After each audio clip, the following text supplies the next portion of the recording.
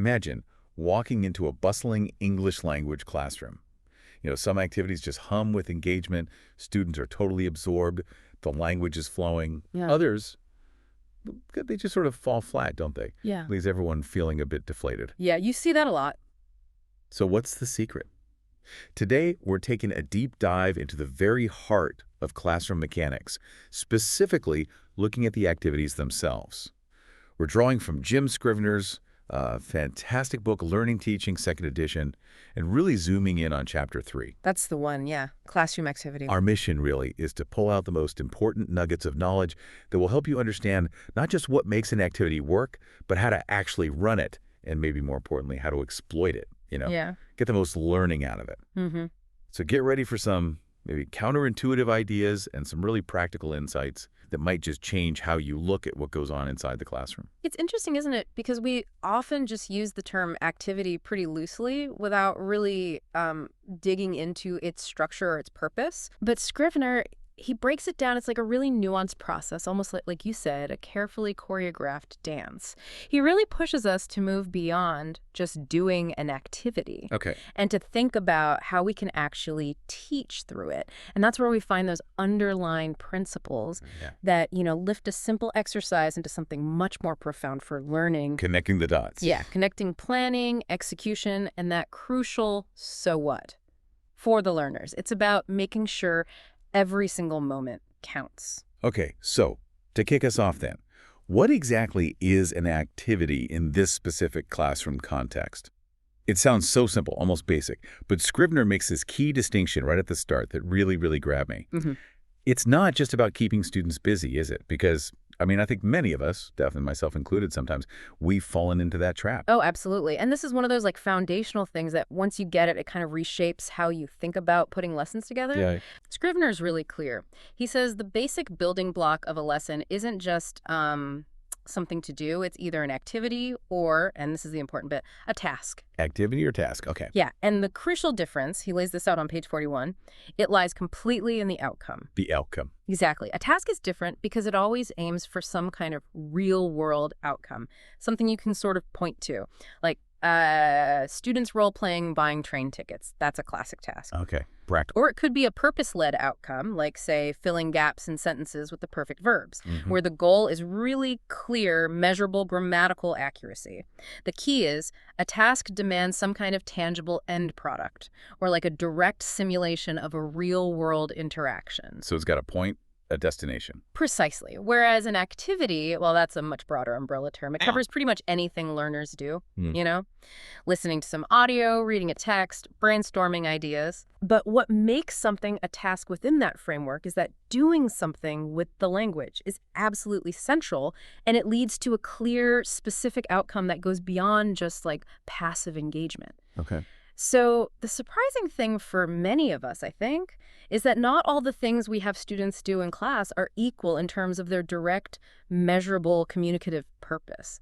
It forces you to really look hard at your lesson plans. Yeah, that is such a sharp distinction.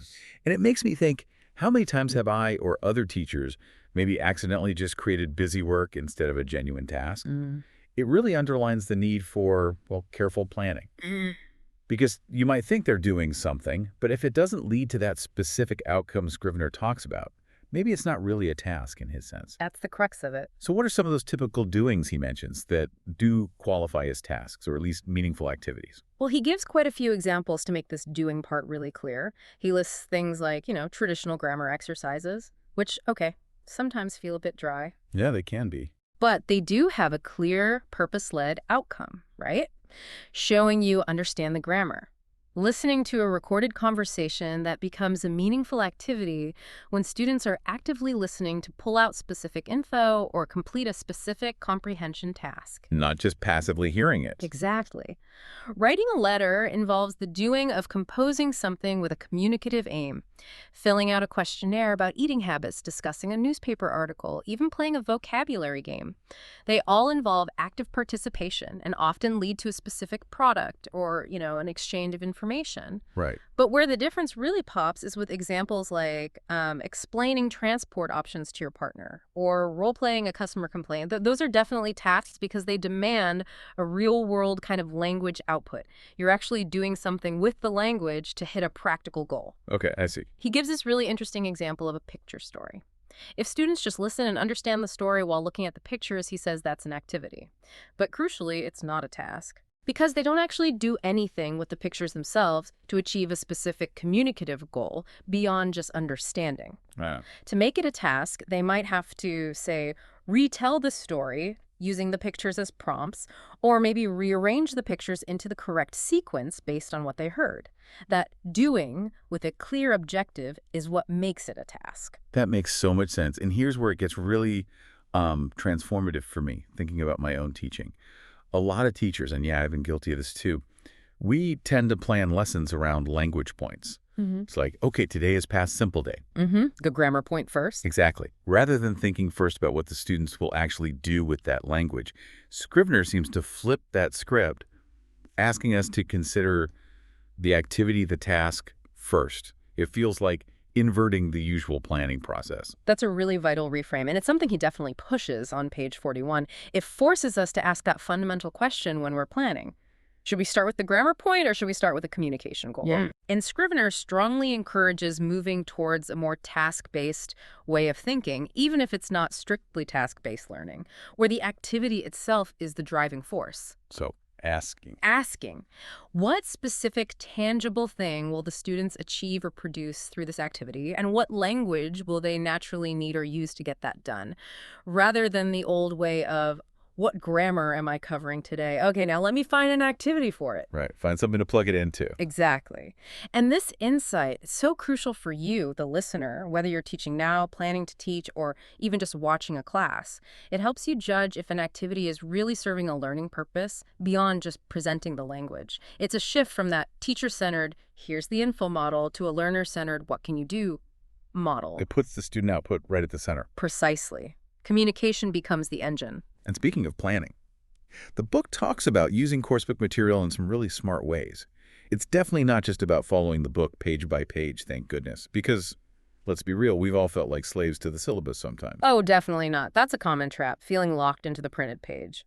But the source material points out that even a simple coursebook task, like task 15 he mentions, which might give students a list of issues about a country's future, things like build better hospitals or make the weekend 4 days long, that's not just one single activity waiting to happen. It's raw material. Exactly. It's raw material just waiting for you to shape it. Scrivener really emphasizes that you, the teacher, can use this material in a whole bunch of different ways to create different working patterns. Students could brainstorm individually first, or prepare a short monologue to present their view, or jump into a whole class debate, or work in pairs or small groups. They could even do a mingling activity, walking around discussing the points, or you could assign it as written homework. Wow, so many options from one simple list. Right. Adaptability is the name of the game. It's about empowering you to manipulate the material to fit your specific context, the energy level of your class, your exact learning objectives. You're not confined by how the book presents it. The real craft is in how you use the material, not just that you use it. So it's about breathing life into that course book prompt, kind of tailoring it to the students you have right there. What about some of those different ways of grouping students? Pair work seems like a real classroom staple. It really is. And Scrivener goes into some detail on variations beyond just individual work. For pair work, which he points out is often sort of implied in many activities. Yeah, it just makes sense sometimes. The idea of a partner can be really flexible. He suggests you can choose pairs randomly, which shakes things up and gets different students talking to each other. Or you could even use a quick game to form pairs, which makes it more dynamic and maybe less awkward for some students. Takes the pressure off choosing. Right. And instead of having fixed pairs for a whole lesson, maybe you encourage students to find a new partner for each mini activity that maximizes interaction. Okay, what about bigger groups? Small groups, he suggests, typically 3 to 6 students, are great for discussions. More voices get heard than in pairs, but it's less pressure than speaking in front of the whole class. Yeah, less intimidating. You could even assign roles within the group, like a note taker or a discussion leader, to encourage more responsibility. Then you have larger groups, maybe for bigger discussions or mingling activities, where students actually get up, walk around, and talk to several different people. Great for practicing those conversation starters and closers. Get them moving, too. And then, of course, there's the whole class setting, the plenary, where the teacher guides the conversation. But even there, you can embed buzz intervals, quick chats in pairs or small groups before bringing ideas back to the main forum. It's all about having this versatile toolkit of interaction patterns. It helps students practice in different ways, which builds confidence and fluency. He covers these on page 43. Okay, so we've really unpacked the idea of an activity versus a task. We know we need a clear outcome, especially for tasks. And we've seen how flexible we can be, even with standard coursebook stuff. But the real crunch time is when you're actually in the classroom, right? Knowing what an activity is fine, but making it, work smoothly. That's where Scrivener brings in this fantastic concept, the activity route map. And for me, this feels like, a blueprint for avoiding classroom chaos, like a cheat sheet for making sure the lesson actually flows. That's a brilliant way to describe it. And what's really, I think, revolutionary about it is that Scrivener isn't just giving you a checklist. It's more like a pre-mortem tool. A pre-mortem tool. Explain that. Well, this 6-step guide he lays out on page 44, it makes you mentally fail your lesson before it even starts. Okay, interesting. You anticipate where things could go wrong, unclear instructions, awkward transitions, students finishing too early. You identify and sort of neutralize those potential breakdowns before they can actually mess up the learning in the real classroom. Because the insight is, right, that most activities don't fail because the idea was bad. They fail in the execution. And this map is like your strategic safety net. It forces you to be really deliberate and thoughtful at every single stage, not just with the initial idea. I love that idea of a pre-mortem tool. It shifts your mindset from just, I hope this goes okay, to actively designing for success and thinking about what could trip you up. Exactly. So let's walk through this roadmap. Step 1, before the lesson. This is obviously more than just quickly reading the textbook chapter the night before. Oh, way more. And this brings up a really important question. Just how deeply should you engage with the material before you walk into that classroom? Scrivener really urges you not just to familiarize yourself, read everything, including any teacher's notes, but to actually try out the activity yourself. Really? Do the activity. Yes, it's crucial, and it's something people often skip. By actually doing it, you suddenly see potential challenges. You get a real feel for the timing. You can anticipate the kinds of questions students might ask that weren't obvious just from reading about it. Yeah. You need to visualize the class actually doing it. Imagine the organizational steps. Think about practical things. Seating, timing for each bit. Is the language level right for these students? And most importantly, you actively anticipate problems. What could go wrong? What mistakes are likely? What instructions need to be absolutely crystal clear? What kind of help might they need during the activity? This kind of detailed, proactive prep, it's the foundation for a smooth lesson.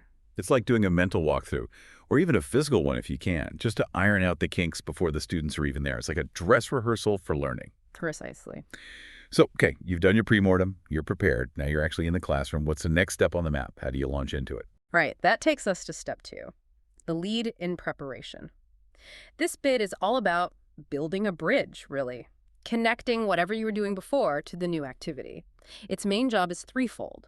First, get the students motivated, interested. Second, focus their attention on the topic. And third, maybe pre-teach any absolutely essential words or ideas they'll need for the activity itself. Setting the stage. Exactly. And you can do this in lots of creative ways. Ask some engaging questions about the theme, show them a picture, or even draw one quickly, read out a statement that makes them think, tell a super short anecdote that connects to the topic, or even bring in a physical object they haven't seen before just to spark curiosity. Intrigue them a bit. Yeah. The goal is to create this welcoming, stimulating vibe that flows naturally into the main activity so it doesn't feel like a sudden jolt, more like, okay, this is the next logical step. Okay, stage set.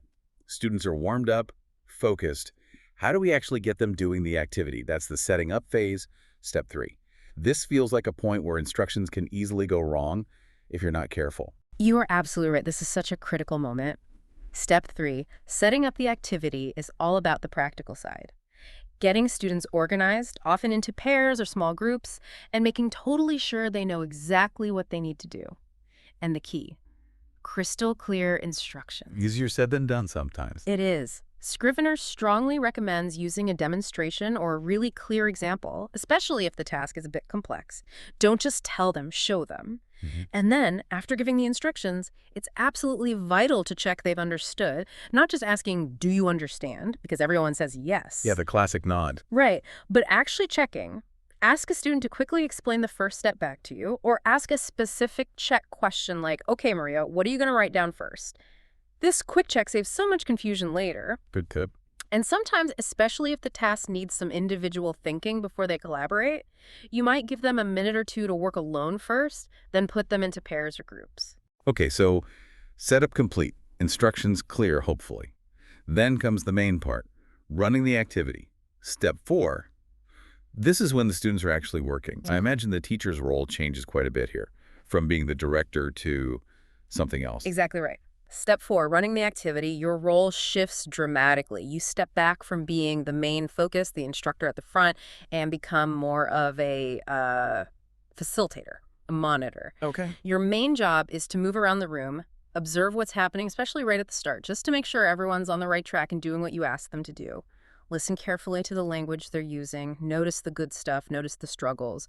Make mental notes of common errors or really nice examples you can highlight later. Collecting data almost. In a way, yes. And here's a really crucial piece of advice from Scrivener on page 45. Resist the urge to jump in and help too much or too quickly. Don't overhelp. He actually warns against rushing in to save them too quickly or too eagerly.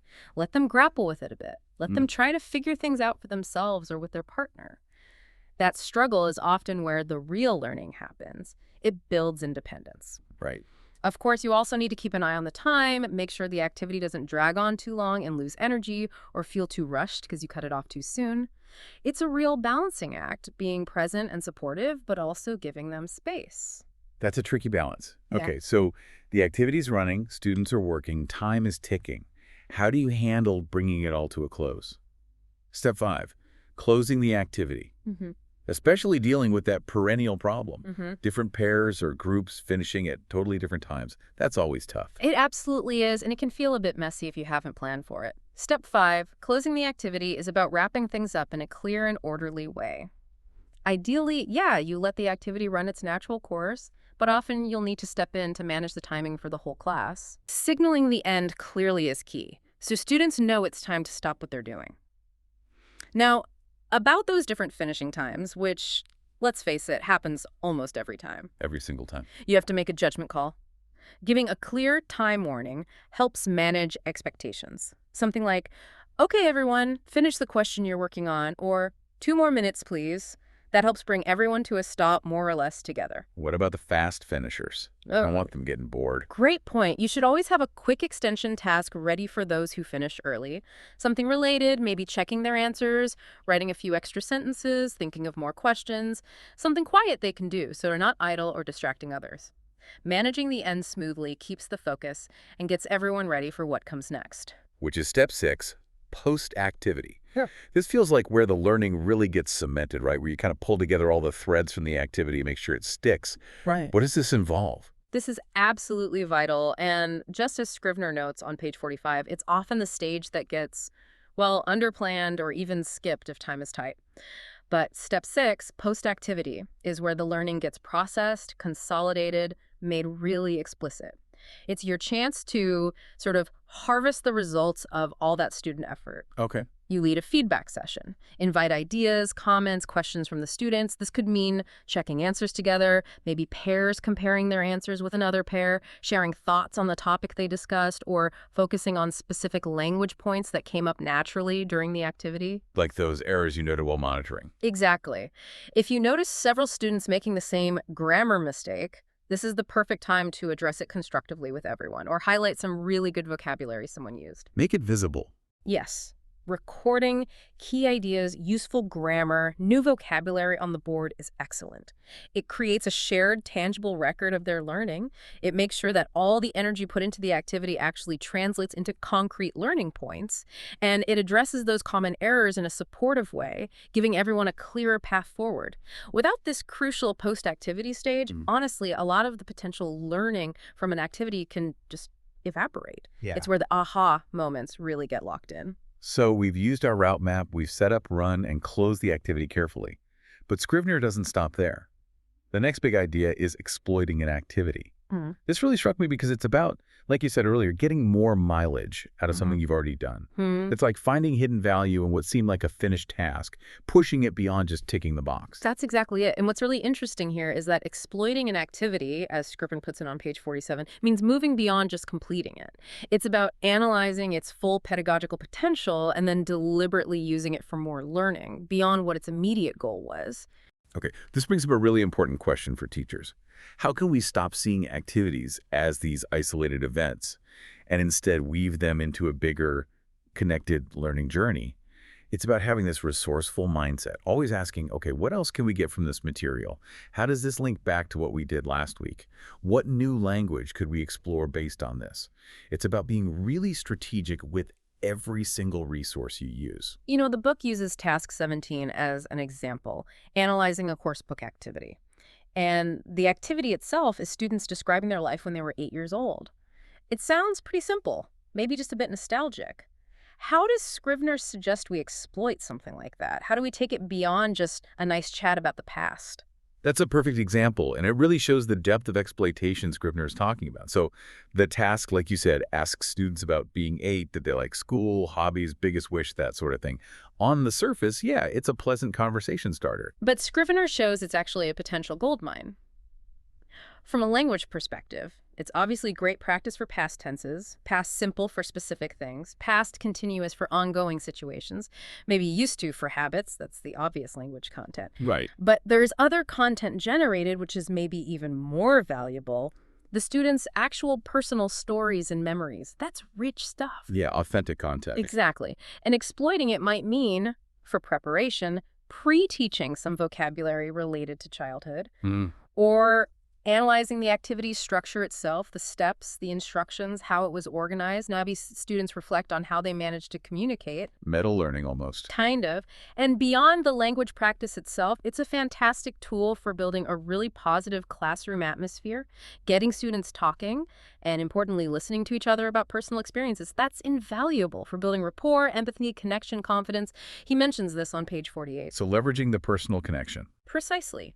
It makes the language practice feel much more meaningful and memorable. You could, for example, exploit it further by having students write a short paragraph afterwards about their partner's childhood memories. Or maybe draw a picture based on something their partner said, and then use that drawing to practice asking questions in the past tense. It's about squeezing every drop of learning potential out of it.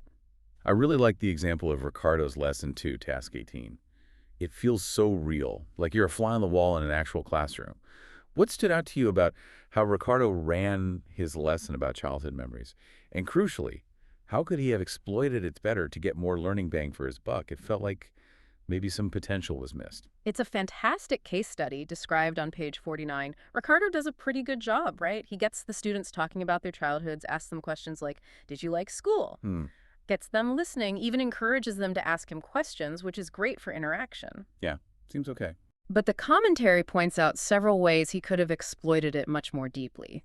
For instance, before they just started chatting, Ricardo could have had the students make some quick written notes, just bullet points of their own key childhood memories. Preparation. Yeah, it acts as a scaffold for when they speak, gives them something concrete to refer back to. It also activates their own ideas first, so they're more ready to contribute thoughtfully. Makes sense. And another suggestion was about the part where students ask Ricardo questions. Instead of just opening the floor, he could have had them, maybe in pairs first, decide on and choose only 3 questions they really wanted to ask him. Limiting it. Why? It adds this element of selection, prioritization, focus. It makes them think more strategically about what they want to know rather than just firing off random questions. It adds more intellectual depth than just a free-for-all Q&A. Okay, I see. More purposeful. Exactly, and this also tackles that issue. The commentary noted sometimes there was a silent period when Ricardo talked too much or some students just zoned out. By structuring the questions for the teacher bit, the students stay actively involved in a focused way, rather than just passively listening to his stories. It turns a nice chat into a much sharper, more language-rich, and cognitively demanding activity. Right, maximizing that interaction time. Now, The book also touches on student opinions and classroom dynamics. And this feels really relevant for you, the listener. Sometimes a classroom that sounds noisy might actually be a sign of really active learning, not poor management.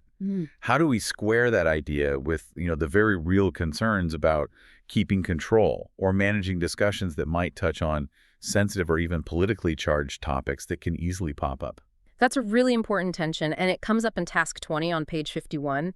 It directly challenges that old school idea that a good classroom has to be a quiet, orderly one. Scrivener puts it bluntly, learning is often quite a noisy business. I like that.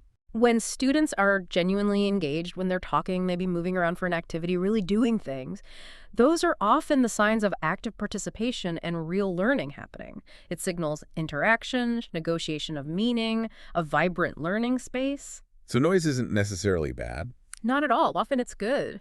Now, regarding sensitive or potentially politically charged content, say a discussion prompt like the government ought to, which could easily come up in a small group task, the teacher's role is absolutely critical. You want that free, authentic discussion for language practice.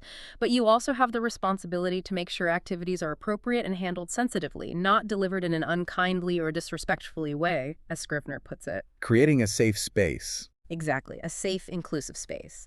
And as the facilitator, if these topics arise from the source material, our job is to remain impartial. We report on or present the ideas neutrally. We guide the discussion so it focuses on the language students are using to express their opinions, how they agree, disagree, give reasons, rather than getting bogged down in the political debate itself or endorsing any particular viewpoint. So the focus stays on communication skills. Precisely. Communication skills, critical thinking, respectful interaction. That keeps the learning environment productive and focused on language development, even when discussing complex or potentially sensitive issues. Okay, that's a helpful distinction. Now, let's talk about a really common, really powerful type of activity. Yeah. The information gap. Sounds quite dramatic, like spies exchanging secrets. Huh. It does a bit. But it's really about setting up a situation where students have to communicate because they hold different pieces of a puzzle, right? It seems like it really forces genuine interaction. It absolutely does. And it's a real cornerstone of communicative language teaching, something Scrivener refers to quite a bit, starting around page 52. What's so clever about the information gap is how it deliberately engineers a situation where people must talk or write or read to achieve a goal simply because each person only has part of the information needed. Really? This raises a key question. How does this setup actually mirror real-life communication, and why is that so effective for language learning? Well, an information gap exists whenever one person knows something the other doesn't. That imbalance creates a genuine, unavoidable need to communicate. Not just practicing for practice's sake. Exactly. Yeah. It makes the communication truly purposeful. You have to ask questions, clarify meaning, describe things accurately, listen carefully, all the skills you need in the real world to bridge that gap in knowledge and get things done. It shifts the focus from just drilling language forms to actively using language to negotiate meaning. Right. And the book gives that classic example, the spot the difference activity. Two similar pictures, find the differences. How does using Scrivener's activity route map, that pre-mortem tool we talked about, help turn this from just a fun little game into a really solid, well-structured language practice activity? That's a great question because spot the difference, which is detailed in Task 22, page 53, using resource 1 in the appendix, is so common. But applying the route map really elevates it pedagogically. Yeah. It makes sure that even this seemingly simple game is run with clear learning aims and maximum effectiveness. So break it down using the route map steps. Okay. So step 1, pre-class. This is crucial. You, the teacher, don't just glance at the pictures. You need to know exactly what all, say, 15 differences are. Why? So you can anticipate the vocabulary students might need or struggle with, maybe words like striped, scarves, lampposts, leaning against. You prepare your materials. Photocopy the A and B versions for each pair. Maybe laminate them if you want to reuse them. Got it. Prep is key. Then, step 2. In class, led in preparation, you need to activate descriptive language without giving the game away. Maybe draw a super simple beach scene on the board, get them describing basic objects, then arrange the students in pairs, ideally facing each other so they can't easily peek. No cheating. Exactly. The instructions need to be super clear. You have picture A, your partner has B. Don't look at each other's pictures, describe your picture to find the differences. Scrivener actually suggests emphasizing the word secret to really reinforce that they mustn't look. Okay, instructions clear, pairs set up, then run it. Step 4, running the activity. Your main role now is monitoring. You circulate, listen actively. Are they using comparative language? Mine has a bigger cloud. Is there a bird in yours? Are they asking clarifying questions? What do you mean by? You're collecting examples of good language use and also noting common errors. Maybe they're mixing up prepositions of place or adjective order. You note these for later. But critically, you resist jumping in to correct every mistake or supply every word. The focus here is on fluency and successful communication, bridging that information gap. Let them work it out. Let them try. Then, step 5. Closing the activity. You call time, maybe give a minute's warning, get everyone to stop, even if they haven't found all the differences. And finally, the crucial post-activity. Step 6. Post-activity. This is where you turn the game into explicit learning. It's not just about who found the most. You could get pairs to write down some of the sentences they used. Better still, you draw attention to the language itself. Maybe board some useful phrases for comparing or for asking for clarification. Could you say that again? What's in the top left corner? Address those common errors you noted, perhaps a quick focus on prepositions or adjective-noun agreement. This phase anchors the learning, solidifying the fluency practice, but also adding that layer of accuracy focus. It ensures the activity serves both communication and language development goals, leaning towards real-world communication, but with clear learning takeaways. It really shows how even a simple activity can be made much richer with careful planning and follow-through using that route map. Now, the book also talks about moving beyond pairs to small group discussions. What's the advantage of having slightly larger groups, say 3 or 4 students, interacting? And how does something like a board game fit in as a way to structure that discussion? Small group discussions, like the ones that can be sparked by the board game in Task 25, offer some distinct advantages, as Scrivener points out around page 56. They allow for a wider range of perspectives to be shared compared to pairs, and generally, more students get more speaking time than in a whole class setting. It often feels like a safer, less intimidating space for students to try out more complex ideas or language. More voices, less pressure. Exactly. And this raises that important question. How do we set these up so they're genuinely stimulating and interactive, but also manageable? So it's productive discussion, not just aimless chat. And that's where something like a structured board game using resource 6 from the appendix comes in. It provides a framework, a purpose, and prompts to keep the conversation flowing and focused. Okay, so how would that activity roadmap apply to running a discussion-based board game? Keeping it purposeful, but still allowing for that natural conversation. It applies just as well, guiding you through the stages, but with specific tweaks for a group discussion dynamic. Right. So, pre-class. You'd photocopy the game board and the necessary discussion cards for each group, and importantly, you'd really think about the topic of the game. Maybe it's about globalization or environmental issues. You'd anticipate the kind of language, the vocabulary, the argument structure students might need to discuss these potentially complex ideas effectively. Okay, know your topic, know your language needs. Then, in class, led in preparation, you introduce the game's topic engagingly. If it's globalization, maybe you start with a quick brainstorm. What does it mean? What are some pros and cons? You could even pull out a couple of more interesting argument cards from the game and discuss them briefly as a whole class first. This activates their background knowledge and relevant vocabulary before they even see the game board. Primes the pump. Exactly. Then, setting up the activity. Form your small groups, 4 or 5 students is often a good number for discussion. Hand out the game materials, cards face down. Clearly explain the rules. Take turns rolling the die, moving the counter. When you land on a square, pick up a card, read the question or statement, and then everyone in the group discusses it. Maybe there are specific squares with instructions like, give your opinion for 30 seconds. The crucial instruction is that the purpose is the discussion, not just racing to the finish line. Got it. Focus on the talk. Then, running the activity. As you monitor, you're listening for the quality of the discussion. Are they taking turns fairly? Are they actively listening to each other? Asking follow-up questions? Expressing agreement or disagreement politely? You circulate, maybe jot down some examples of strong arguments or common errors in expressing opinions, providing very minimal help, mostly just encouragement. And closing it down. Groups will finish at different speeds. Yes, so closing the activity needs judgment. Give a time warning. Bring the class back together. Maybe ask each group to share one key point or surprising idea that came up in their discussion.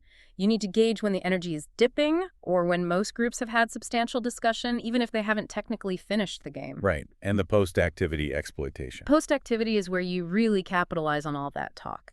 Students could do a follow-up writing task, Maybe write about their own opinion on one of the game's topics, or draft a newspaper article, or even write a letter to a politician. You could connect it to reading a relevant article. And importantly, it provides a fantastic natural context for focusing on specific grammar points that emerged. For example, if the game involves societal problems, they might have naturally used structures like the government ought to, or we should, or conditionals like if we don't act now, then. You can pick up on those patterns. Okay. And just to reiterate that point about impartiality. Yes, absolutely. If the board game topic happens to touch on politically charged issues as the facilitator, you ensure the discussion remains respectful, and you report on the ideas from the source material neutrally. The focus stays firmly on the language being used for discussion, argumentation, and opinion sharing, not on endorsing any specific viewpoint. Language skills are the goal. That's a really clear process. So board games for discussion, great. But what about teaching grammar itself? We often picture grammar lessons as maybe teacher explanations followed by drills, which can feel a bit mechanical sometimes. But the book strongly suggests on page 58 that students learn grammar best not just by being told the rules, but by trying things out themselves. How can pair work grammar activities actually help students do that? How do they move beyond just filling in blanks? This is such a critical point, and it really challenges that traditional PPP model, present, practice, produce, which often shortchanges the trying out or experimentation phase. What Scrivener emphasizes is that the real engine of grammar learning involves giving students chances to experiment, to play with the language they already know, to try applying new patterns in a safe space, to mix things up and see what happens. Learning by doing, essentially. Exactly, by actively trying things out, making mistakes, getting feedback, and adjusting. This raises that crucial question. How can we design grammar activities that feel less like a high-stakes test and more like an engaging puzzle? Activities where errors aren't failures, but actually part of the discovery process. Okay, so grammar as exploration. The book gives task 27 as an example, using resource 8.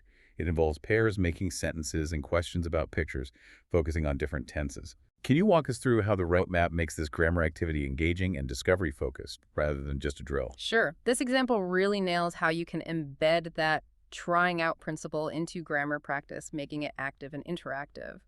Let's hear it. Okay, pre-class. You get familiar with resource 8, those interesting pictures. The key decision here is your tense focus. Are you working on present continuous for what's happening now? Or maybe past simple for what happened yesterday? You decide based on your lesson goals. Maybe you make a big copy of picture A for the demonstration stage. Got it. Choose your focus. Then, in class, led in preparation, put picture A up on the board, but instead of launching into a grammar explanation, you elicit descriptions from the students. What's happening here? What do you see? You gather their sentences, maybe gently guide them, or upgrade their language collaboratively on the board. Then you clearly demonstrate the pair activity they're about to do, modeling the kind of sentences you expect, using the target tense. That modeling is key. Show, don't just tell. Right. Now, set up activity 1. Put students in pairs, ideally back-to-back or with a screen between them, to create that genuine information gap. Give each pair one of the other pictures from Resource 8, reminding them emphatically that it's a secret from their partner. Explain their task. Describe your picture to your partner so they can understand what's in it, naturally using the target tense you focused on. Okay, the description phase. Then run activity 1. You monitor carefully. Are they using the target tense? Are they communicating effectively? You listen for both successful use and common errors, making notes but intervening minimally. Let them negotiate meaning. Okay, they've described their pictures. Then what? Close activity 1. Maybe collect the sentences they produced, perhaps written down. Now comes the really clever twist for setup activity 2. Pairs pass their sentences, just the written sentences, not the pictures, to a different pair. Oh, okay. So each pair now has a set of sentences describing a picture they have never seen. Your instructions are clear.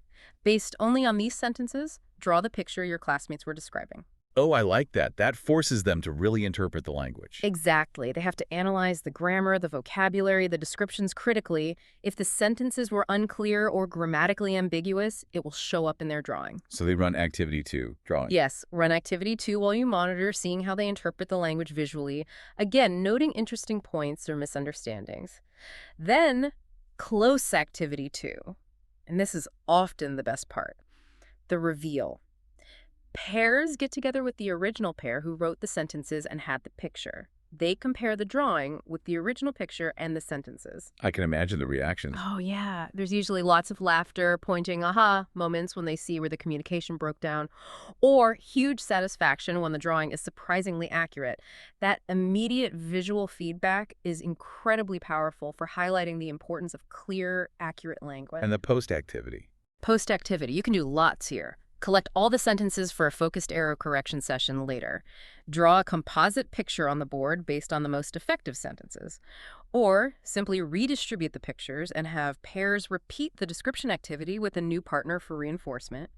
Or have pairs mingle and tell other pairs about their picture. Wow, that really turns grammar practice into an active communicative puzzle. It does. It reframes errors as useful data, part of the learning curve, not something to be afraid of. And it answers that question of balancing experimentation and accuracy. You encourage the trying out during the activity, and then you provide the targeted feedback and correction in the post-activity phase once they've already engaged deeply with the language themselves. So wrapping this all up, what does this deep dive into Scrivener's Chapter 3 mean for you, our listener? We've really journeyed through the nitty-gritty of classroom activities. We've looked at that subtle but vital difference between a general activity and a goal-oriented task. We've seen how that activity roadmap can be like a safety net, a pre-mortem tool for success. And we've explored how to really exploit coursebook materials, getting so much more out of them. We've reinforced just how crucial it is to think about the doing and learning, not just the knowing, and how these frameworks, which seem quite simple on the surface, can genuinely transform how you deliver lessons, moving from just instruction to real dynamic engagement. It's not just about classroom management in the old sense. It's about designing these really effective learner-centered experiences. And if we connect this back to the bigger picture, what really stands out from this is that effective teaching isn't just about controlling a class. It's about really intelligent design and incredibly flexible execution of activities. It pushes us to think critically, to question our old assumptions about how people actually learn language, and to really consider how every single interaction, every pair check, every group discussion, every grammar puzzle contributes meaningfully to the whole learning environment. The focus shifts, doesn't it? From just presenting stuff to orchestrating these rich, carefully scaffolded chances for students to actually use the language and discover things for themselves. Absolutely. And this isn't just abstract theory. It's a really practical guide. It gives you concrete strategies to make every activity count, whether you're creating it from scratch or cleverly adapting something you already have. It's ultimately about empowering learners, right? Helping them engage more deeply, explore language with more confidence, and communicate more effectively, whether it's in a simulated real-world task or a focused language activity. It puts their active role, their output, right at the heart of everything. Which leads to a final, quite important question, I think. If the real measure of whether an activity was successful isn't just did the students do it, but what did they actually understand? What did they learn from it? What can they now do with that language independently? Then how could really focusing more time and thought on that post-activity phase, especially that feedback loop, the reflection, the consolidation tasks, how could that unlock even more learning potential than we usually realize? Turning those fleeting moments of interaction into knowledge and skills that really stick. That's a great point. And something for you, the listener, to maybe mull over or explore yourself. Think about a recent learning experience you had. Could be anything, inside or outside a classroom. Using Scrivener's ideas, was it more of an activity or a task? And how might looking at it through the lens of that activity route map, or thinking about how it could have been exploited more, change how you felt about it, or what you got out of it?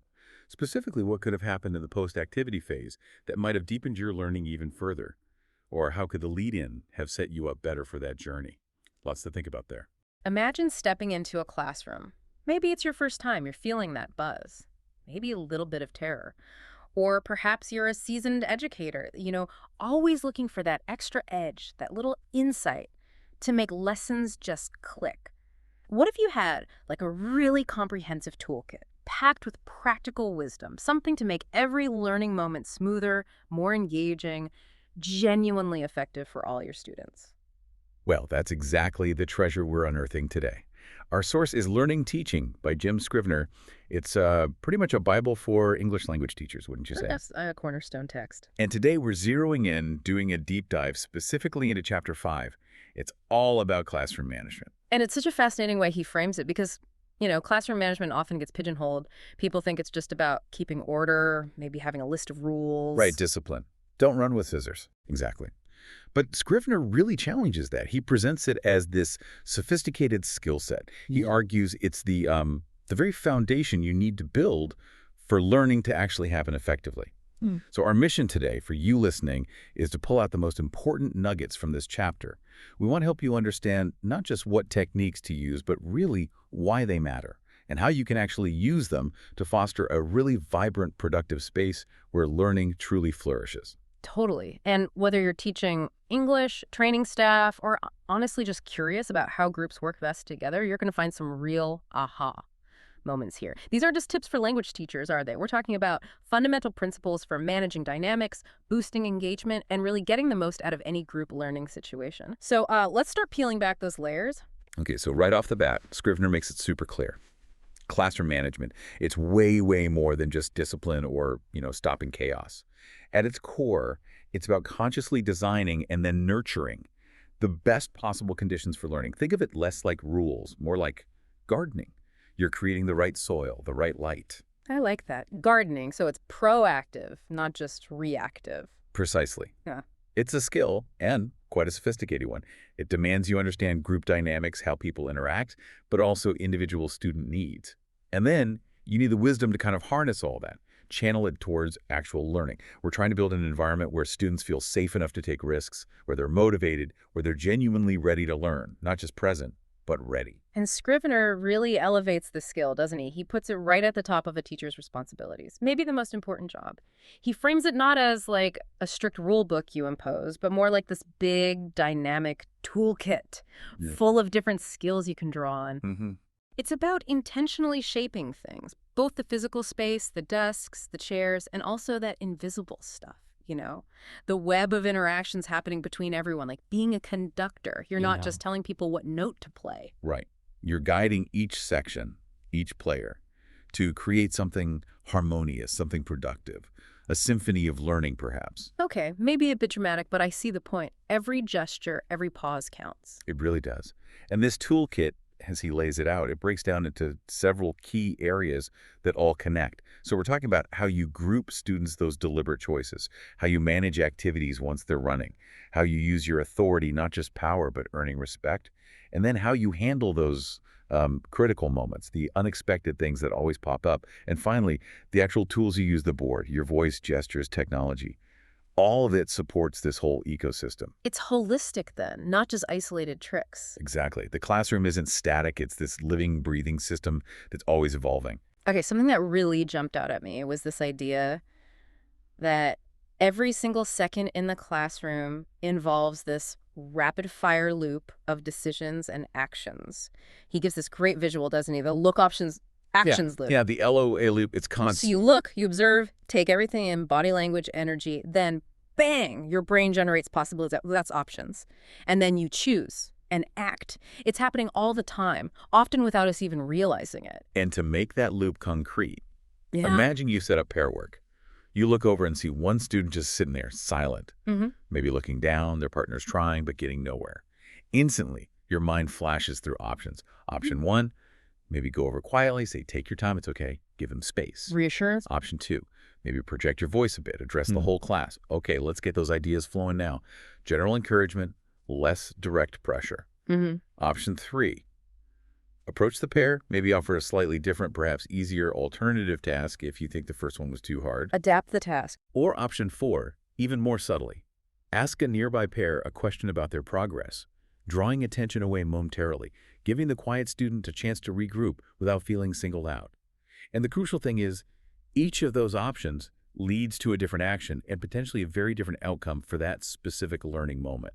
Having that range of options is key. So what this boils down to for you, listening in, whether you're teaching, training, whatever, is the need for heightened awareness. It's about moving beyond just gut reactions. It's about consciously seeing the choices you have in any given moment and then deliberately expanding your repertoire, your own personal toolkit of responses so you can pick the best one for that situation. It's shifting from just reacting to, well, consciously guiding, proactively guiding the learning, which then leads to the next big question. What actually guides those choices we make in that split-second loop? Scrivener highlights that it's deeply influenced by our own internal stuff, our attitude towards teaching itself, our intentions for our students, what do we really want for them, our core beliefs about how people learn, our personal values. Wow, so it's not just technique. It's who we are. Fundamentally, what you believe about your students, their potential, their capability, and how you genuinely feel about them, that shapes everything. Yeah. If you approach them believing they can learn, that they're curious, your options and actions will look very different than if you secretly think, oh, this lot will never get it. That's incredibly powerful. Our internal state directly shapes our external actions in the classroom. It's profound, really. And Scrivener gives us some great reflective questions to help guide us in the moment, doesn't he? He does. Questions like, what's actually hindering things right now, gets you diagnosing the problem. Or what was my original plan? A good reality check if you're getting sidetracked. Yeah, and is it time for a change of mood or pace? Keeping the energy right. And maybe the most important one, how do the students feel right now? That empathy piece. Absolutely. Asking these questions regularly helps lift our teaching from just delivering content to being truly responsive, truly impactful guidance. Okay, so moving beyond the kind of foundational philosophy, let's unpack the practical side of student interaction. Scrivener gets really specific here. He highlights 4 main ways students interact in the classroom, right? There's a whole class where everyone's focused on the teacher or one point. Then there's moving and mixing, what we often call a mingle, very dynamic. Yeah, getting them up and about. Then smaller, focused group work. And finally, pairs, intimate pair work. But the real nugget here, I think, isn't just listing these. It's understanding the why. Why choose pairs for this task? Why small groups for that one? And how do you set it up effectively? Exactly. Each grouping has its own distinct rationale, its own strengths. Whole class, for example. Great for clear explanations, presenting new stuff, or having those big discussions where everyone benefits from hearing different viewpoints. Builds shared understanding. Okay. Pairs, though. They're the gold standard for maximizing individual talking time. Perfect for quick practice, drills, getting immediate feedback from a partner in a low-pressure setting. Right. Less intimidating than talking in front of everyone. Totally. And small groups. They really foster deeper collaboration. Good for tackling complex problems, bringing different perspectives together, peer teaching, peer support. The real art, Scrivener stresses, is in consciously varying these patterns.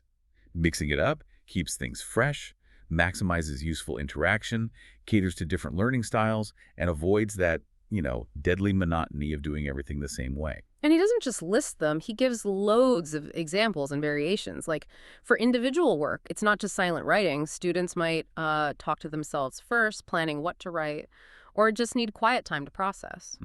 Self-talk. Or thinking time. For pair work, he mentions choosing pairs randomly sometimes gets students working with new people. Other times you might pick them strategically. Maybe pair a stronger student with one needing support. Or for an information gap activity. Yeah. Pair students who have different pieces of the puzzle. Exactly. And small groups, you could appoint leaders, give specific roles. He even mentions fun things like ambassadors or pirates. Yeah. An ambassador visits another group to share ideas, while a pirate might sneakily steal a good phrase or strategy they overhear. It makes collaboration more interactive, more game-like. Love that. It's all about making sure the setup serves the learning goal, not just defaulting to, say, rows or pairs all the time. Precisely. And connecting this specifically to the language classroom, Scrivener makes this really crucial point. Language is unique because it's both the subject we're teaching and the medium we're using to teach it. Right. We're teaching English in English. Which means striking that delicate balance between teacher talk time, TTT, and student talk time, STT, is absolutely critical. And here's the kicker. Too much TTT, no matter how brilliant or clear it is, can actually stifle student production.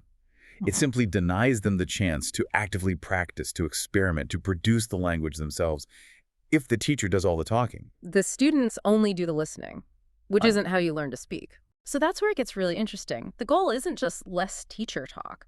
It's about cultivating richer, more effective student talk. We want students actively speaking, yes, but also actively listening to each other, asking each other questions, giving feedback, challenging ideas. Peer interaction. It's about creating this kind of democratic space for using the language, where they feel empowered to try things out, make mistakes, learn from each other. They need to do the language, grapple with it. Which leads to the practical question. How do we actually make that happen? How do we encourage more student-to-student chat? Scrivener uses those great visuals, figures 5.1 and 5.2 to show the shift. Figure 5.1 is that classic model, isn't it? Teacher at the front, arrows pointing mainly from teacher to individual students. The sage on the stage. Right. But figure 5.2 shows a different picture. Interaction flows everywhere. Teacher-student, yes, but crucially, lots of student arrows crisscrossing the room. The teacher becomes less the central hub, more the skilled facilitator, the catalyst for communication between learners. It's about opening up those channels. Yes. It's about fostering this sense of shared responsibility for the learning in the room. Think about activities where students have to explain something to each other, or solve a problem together in pairs, or even peer correct written work. Jigsaw tasks are great for that, too. Totally. These aren't just time fillers. They're powerful ways to boost student interaction, build their confidence using the language, and create a more collaborative, less scary, and ultimately more supportive learning vibe. When they teach each other, that's when it really sinks in. Okay, seating. It's something we often just, accept. The room is set up how it is. But Scrivener argues that even small changes here can completely change the game. Let's unpack this. How the classroom is physically laid out, where the desks are, how the chairs face. He says it has this profound impact on interaction, communication flow, and ultimately the learning itself. It's so true. It's not just logistics, it's pedagogy. It's the silent architect of your classroom environment. And what's really useful is his distinction between fixed seating and movable seating. Lots of us inherit rooms with desks bolted to the floor. Right. Which feels limiting. Yeah, the classic rows facing the front. But Scrivener's point is, even with fixed seating, there are creative things you can do. The key is understanding that any setup has pros and cons. Your job as the teacher is to maximize the pros and cleverly work around the cons for whatever you want to achieve in that lesson. So don't just give up if the chairs don't move. Absolutely not. You have to work with what you've got, but creatively. And the book makes us think about the practical side with some really key questions like, can students actually move around easily? Or is it an obstacle course? Circulation space. Are there enough seats? Or too many, creating weird gaps? Can students easily see and talk to each other? Or are they isolated? Eye contact is huge. And is the setup permanent, or can you change it? All these things directly influence the dynamics. Who talks to whom? Who feels included? How easily you can switch between, say, individual work and pair work. And even with that fixed seating, the perception of limitation, Scrivener offers ways around it. You can ask students just to turn around in their chairs to face a partner behind them. Instant pairs. Simple but effective. Or get them to perch on the ends of desks to form a little group. Or for quick activities, just stand up and talk to the person next to them or behind them. It shifts their perspective, literally. The goal is to break that feeling of fixedness, make the students feel the space can be dynamic, even if the furniture isn't technically moving. Right. It's about the psychological space, too. Yeah. But if you do have movable seating, wow, the options just explode, don't they? Oh, completely. Freedom. The book shows those great diagrams, figures 5.3, 5.4, 5.5. You've got the classic horseshoe shape, great for a whole class discussion. Everyone can see everyone. Much better than rows for that. Then you've got options like tight pairs, enemy corners for debates or games. Opposing teams facing each other. Face-to-face setups, a public meeting circle, buzz groups for quick chats, wheels for rotating partners. Each one creates a totally different feeling, a different interaction pattern. And with movable chairs, you can do it quickly.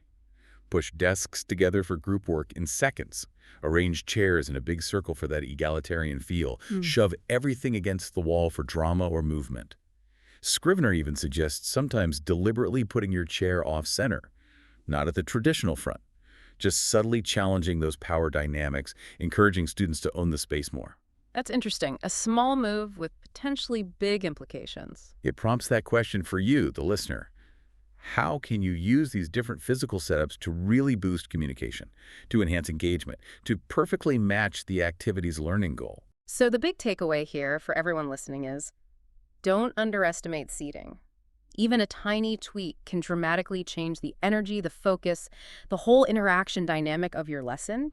It's about being intentional with your space, using it as a silent tool to support what you want to achieve. Don't just let the layout happen to you. Design it with purpose.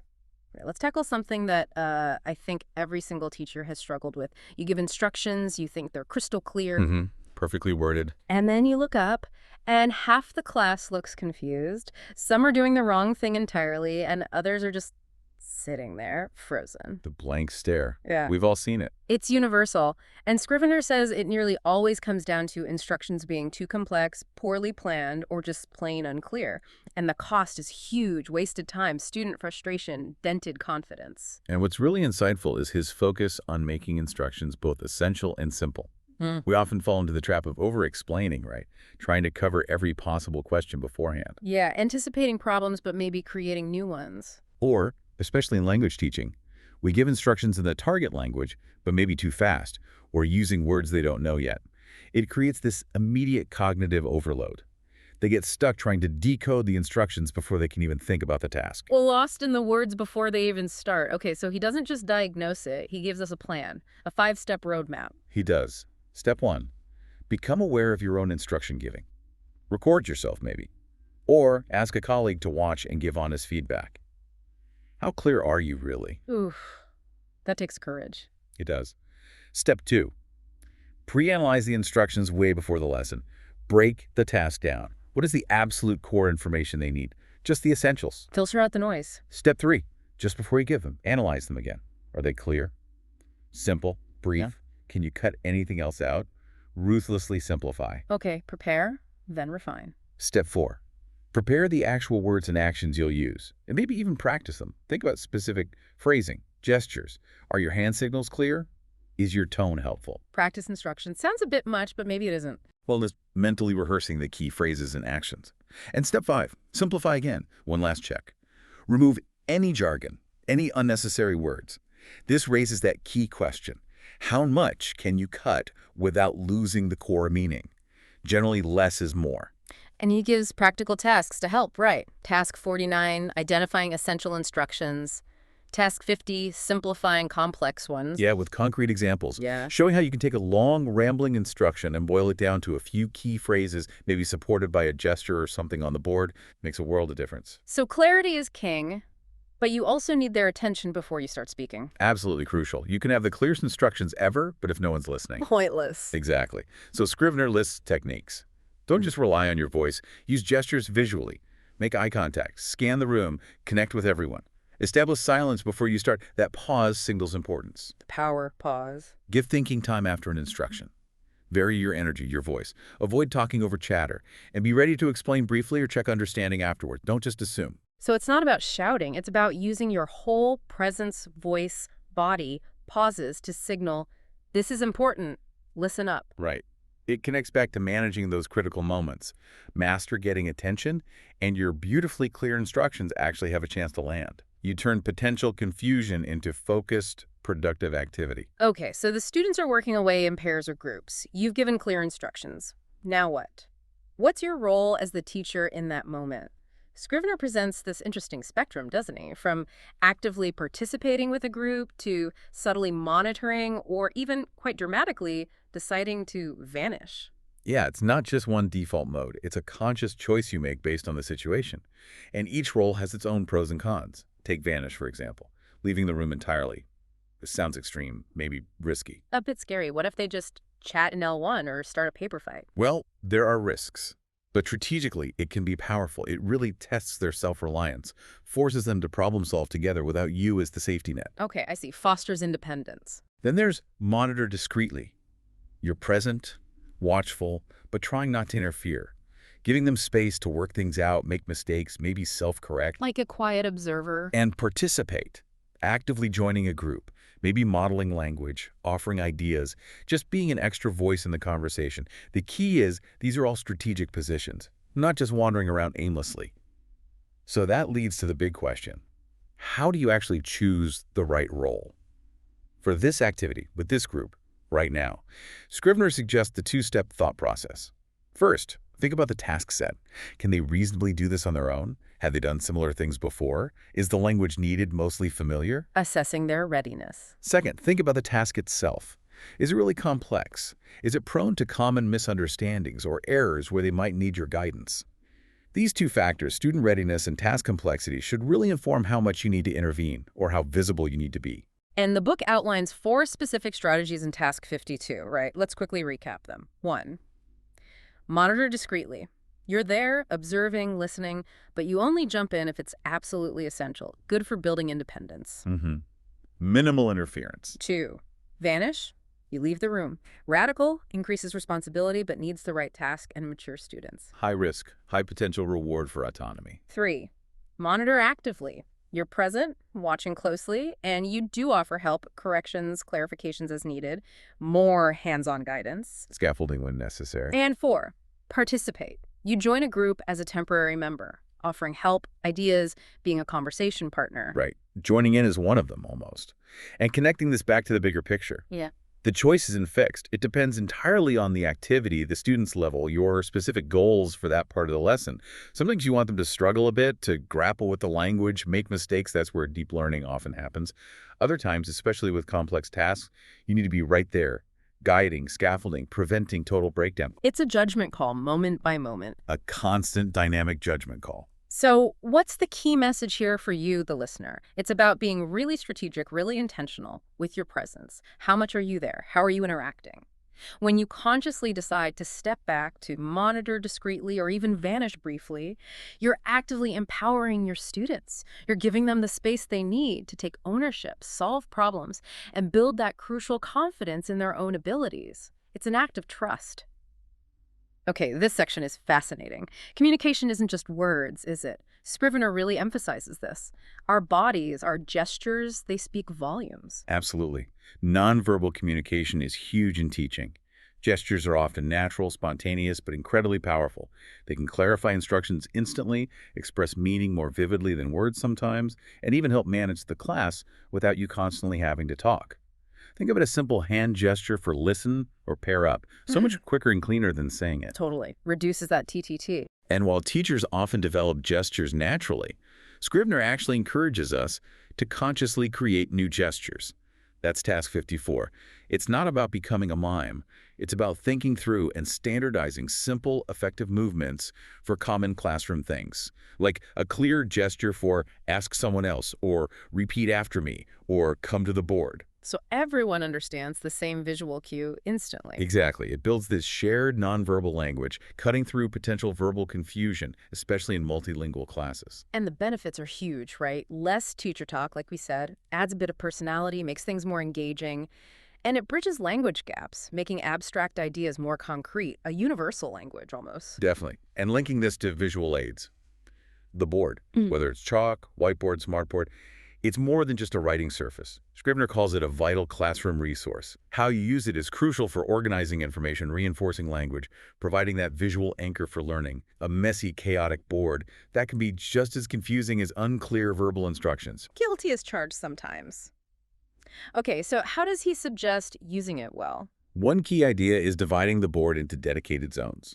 Maybe one area is always for new vocabulary, another for grammar structures or substitution tables, a space for quick drawings, a corner for questions that come up. Ah, organization. So students know where to look for specific types of information. Keeps it tidy, easier to follow, easier to refer back to. Exactly. Reduces the cognitive load of trying to find things in a jumble. Now, the drawing part really caught my eye. He encourages board drawings, even if you think you can't draw? Yes. Simple sketches. They don't need to be masterpieces. They can add character, set a scene quickly for a story or role play. Clarify, meaning instantly think drawing as simple object for vocab, and even inject humor. He says pictures can be a rich source of language themselves, prompting discussion. And they help learners grasp the world on earth of concepts grounding abstract ideas. And task 55 explicitly encourages practice in quick board sketches. Again, think simple. Stick figures, basic shapes, a quick line for a road, a simple table for a restaurant scene, just enough to convey the idea quickly and effectively. Utility over artistry. I like that. Utility over artistry takes the pressure off. So the big takeaway for you listening, don't underestimate visuals. A well-organized board and even very simple drawings can massively help students understand and remember things. It turns complex ideas into accessible visuals. It engages different learning styles. It's a powerful, often underused part of the toolkit. Okay, let's unpack a concept that Scrivener presents as truly transformative for teaching, eliciting. So it means drawing information, language, ideas from the students, rather than just telling them everything. You shift from being the sole source of knowledge To being the facilitator of discovery, you're pulling it out of them, not just pouring it in. Exactly, making them active partners in building the knowledge. And what's really key in how Scrivener discusses this is that he sees eliciting not just as a clever technique you sprinkle in sometimes. He frames it as a core principle. He argues it has a real effect on the outcomes of learning. Why? Because when students actively figure something out, or articulate it themselves, or retrieve it from their own memory, It sticks. Way better than just being told the answer. You remember things you worked for? precisely, it creates stronger neural connections. The knowledge becomes theirs. That's the real power. It's not just about getting the right answer now, it's about deeper understanding and retention. And he bases this on a few key principles. First, students probably know more than we think they do. They're not empty vessels. Right. They bring prior knowledge, experiences. Second, starting new work by connecting to what they already know. Yeah. That's a really productive, motivating way to begin. It activates their existing schemas. Builds confidence, too. I already know something about this. And third, he argues eliciting is generally much more effective than just lecturing or transmitting information one way. Which makes us ask, how can we consistently build opportunities for eliciting into our lessons? How do we encourage students to tap into that existing knowledge? So it's a real shift, isn't it? Moving from that transmission model to more of a discovery or co-construction model. Yeah. And he gives a clear 3-step process for doing it effectively. First, have a clear idea yourself of exactly what you want to elicit. The specific word, the grammar point, the idea. It's planned discovery, not random guessing. Okay, know your target. Second, supply just enough, help the right prompt, a visual cue, a hint to guide them towards it without giving the answer away. That's the real art. Scaffolding, not telling. The gentle nudge. Third, give clear feedback on their responses. Affirm correct answers enthusiastically. Gently guide or reshape incorrect ones. Help them refine their thinking. And that example he gives is perfect, the teacher teaching daily routines. Ah, yes, the bed example. Instead of just saying, this is a bed, the teacher draws a house, points to the bedroom, asks what's in here, gets a student to say bed, then makes eye contact, repeats the word clearly, maybe uses a gesture. That careful scaffolding, visual, question, repetition, confirmation, it empowers the student. They found the word. It builds confidence, makes them active in the process. And connecting that to the bigger picture, this technique does so much, doesn't it? Oh, yeah. It drastically cuts down on unnecessary teacher talk because the students are doing the thinking. It promotes much deeper processing because they're actively retrieving or constructing the knowledge. It makes the classroom a space for collaborative discovery, not just information delivery. And he provides practical tools again, task 56, advice for eliciting, and task 57, planning questions to elicit specific things, encouraging you to actually plan your eliciting questions, your prompts, your visuals. It's about being intentional with it, not just hoping it happens. So the message for you listening, eliciting is incredibly powerful. It engages learners deeply, promotes critical thinking, and makes learning stick. It really does shift your role. From lecturer to guide, you're helping students unlock their own understanding. That's much more rewarding for everyone, I think. Okay, let's tackle a topic that often causes quite a bit of debate in language teaching, using students' first language, their L1, in the classroom. Traditionally, the push has often been for English only, right? A strict ban. The direct method, communicative approaches often emphasize that. But Scrivener offers a much more nuanced view. He suggests that L1, if managed strategically, can actually be a really valuable resource, not just something to stamp out. It's a fascinating perspective because he directly addresses that common situation, especially in monolingual classes where students just naturally slip back into their L1, even if you told them not to. But instead of seeing it as just bad behavior or lack of discipline, he pushes us to first understand why they're doing it, and then, importantly, figure out how we can manage it effectively, maybe even use it constructively, rather than just trying to forbid it. Yeah, understanding the why seems crucial.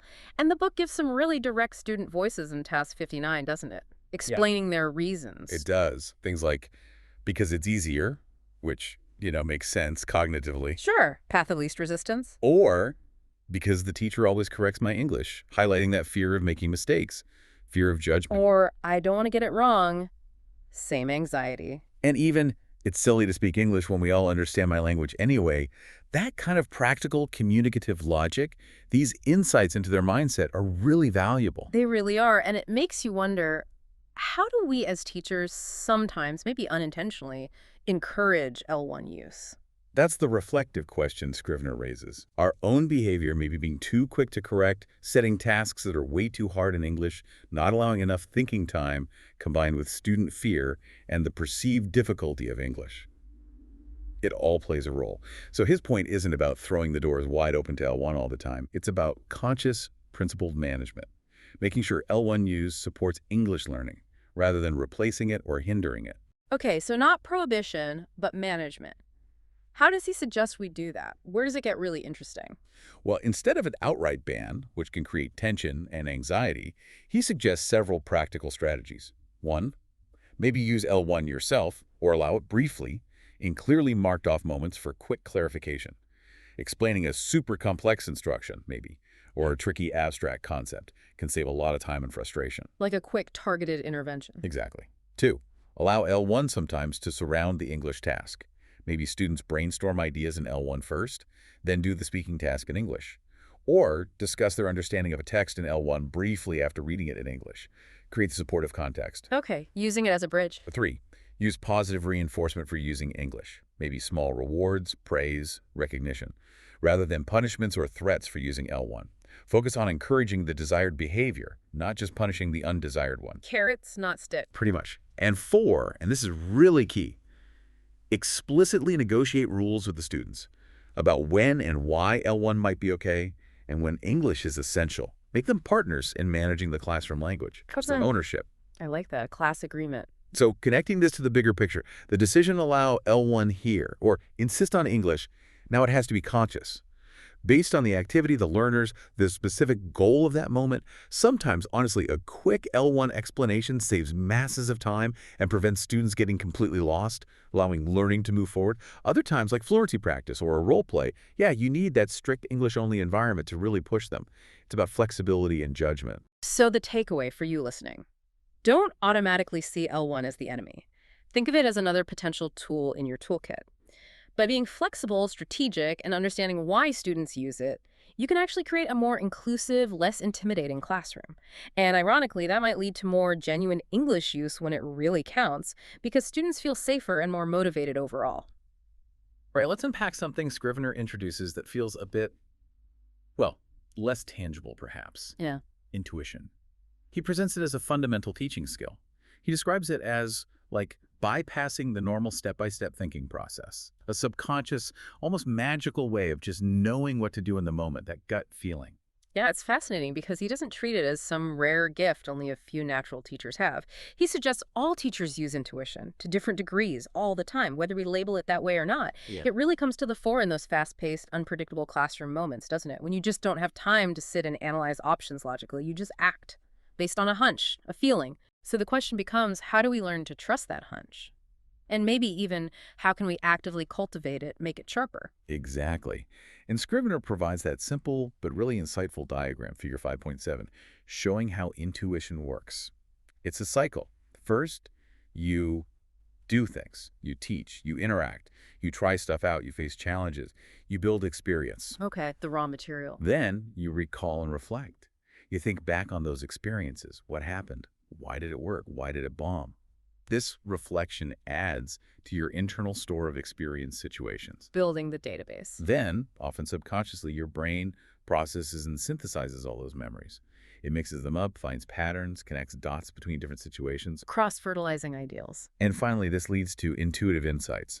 Those quick, seemingly out-of-the-blue decisions or feelings about what to do next, they feel sudden, but they're actually grounded in all that accumulated processed experience. So intuition isn't random magic. It's built on experience and reflection. Precisely. The more you teach, observe, reflect, learn from successes and failures, the richer that internal database becomes. The more reliable your intuition gets. Scrivener talks about learning not to be frightened of the unexpected, but to trust you have the resources, often subconscious, to handle it. And that makes sense when he describes teaching as not being like following assembly instructions or a recipe. Right. You can't just follow a rigid plan because you're dealing with real, unpredictable people in a dynamic situation. You got to constantly read the room, respond to what's actually happening, not just what the lesson plan said should happen. That demands intuitive flexibility. You need to be responsive. Hugely responsive. And it's interesting, he notes, new teachers often rely heavily on intuition because they don't yet have that huge bank of explicit methods and routines. But everything they experience feeds that future intuition. Learning on the job, literally feeding the intuitive engine. While experienced teachers, they're constantly making these intuitive readings too, picking up on tiny cues, a student's posture, a flicker of confusion in their eyes, a subtle shift in the room's energy. They sense what's needed without conscious, step-by-step analysis. It's honed expertise. So the message for everyone listening, embrace your intuition. Trust those gut feelings, especially when they're grounded in experience. The more you observe, reflect honestly, and engage with different teaching challenges, the sharper and more reliable your intuition will become. It's a really powerful, often underestimated part of being an expert teacher. Okay, this final section we're diving into, Scrivener presents it as a really crucial reality check, a look in the mirror for us teachers. He highlights common things we do, often with the very best intentions, that can actually end up preventing or seriously hindering learning. It's about self-awareness, isn't it? Avoiding unintentional sabotage. It really is. And what's striking is how subtle some of these things are. They're often just habits we've fallen into, not necessarily bad things in themselves, but they become problems when overused or used in the wrong way, or when they stop students from doing the learning themselves. This section really forces you to pause and think, oh, do I do that? It prompts that uncomfortable but necessary question. How often might we be doing these things without realizing the negative impact? Let's go through some of the specific examples he gives. First one, a biggie. Teacher talking time. TTT. We've touched on it, but it's worth stressing. Too much TTT simply crowds out student talk. If you're always filling the silence, always explaining, they don't get the chance or feel the need to speak, practice, make mistakes, learn from them. The aim is creating space for them to talk, not just for us to perform. Exactly. Then there's echo, repeating verbatim what a student just said. Seems harmless, maybe even encouraging. Yeah, like, good apple. She said apple. Right. But Scrivener argues it actually undermines things. It stops other students listening properly to their peers. They just wait for the teacher's version. It subtly implies the student's contribution wasn't quite good enough on its own, and it makes students dependent on your validation. Ooh, hadn't thought of it that way. Okay. Yeah. What about helpful sentence completion? Jumping in to finish their sentence when they're struggling. Seems kind, right? Rescuing them. But again, it denies them that crucial moment of struggle, the chance to retrieve the word themselves, or for another student to help them out. It removes the cognitive effort that makes learning stick. Taking away the productive struggle. Precisely. Then, complicated and unclear instructions. We covered this, but it's a major pitfall. If students are confused about what to do, they can't engage with how to do it, or the actual learning content, leads to frustration, wasted time. And linked to that, not checking understanding of instructions. Just assuming they got it because you said it. Vital to check. Otherwise, a whole activity can derail before it even starts. A quick, what's the first step? Can save so much trouble. Then there's fear of genuine feedback.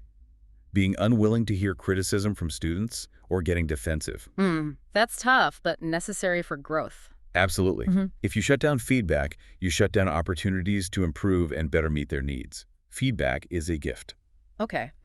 What about insufficient authority or over-politeness? This is being unable to manage disruption effectively because you're perhaps too worried about being liked or you lack the confidence to be firm. Clear, calm boundaries and assertiveness are essential for a productive learning environment for everyone. Needs to feel safe and orderly for learning to happen. Definitely.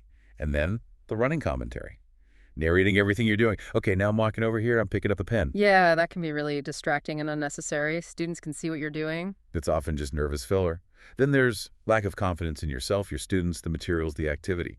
This can lead to giving up too easily, rushing, over-relying on the book instead of your own judgment. It undermines the whole process. Confidence is contagious, I guess, in both directions. It really is. Similarly, over-helping or over-organizing. Jumping in to rescue students too soon, doing too much for them, planning every tiny detail so there's no room for their own initiative.